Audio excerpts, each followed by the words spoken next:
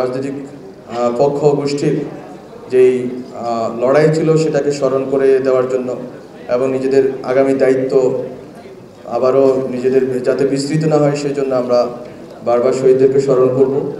জুলাই একমাত্র মাস নয় যে আমরা শুধু শহীদদেরকে এই মাসেই স্মরণ করব, বরং আমাদের প্রত্যেকটি পদক্ষেপে দেখার চেষ্টা করব কতদূর আমরা আসতে পারলাম এবং আমাদের আসলে কতদূর যাওয়া দরকার ছিল।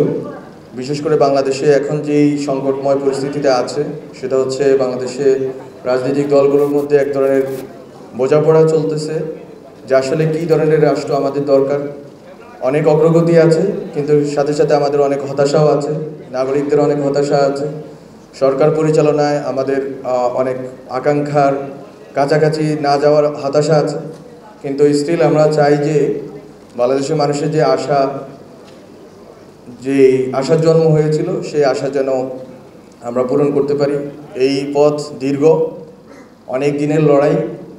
আমরা মনে করি না 1 বছর 2 বছরের মধ্যে এই লড়াইয়ের ফসল আমরা পাবো, কিন্তু আমরা যদি লেগে থাকতে পারি এবং শহীদদের প্রেরণা অনুসরণ করতে পারি, আমরা আশা করি বাংলাদেশকে একটি গণতান্ত্রিক এবং সর্বজনের সকলের রাষ্ট্র বানাতে পারবো, সকলের নাগরিক অধিকার রক্ষার একটি রাষ্ট্র বানাতে পারবো।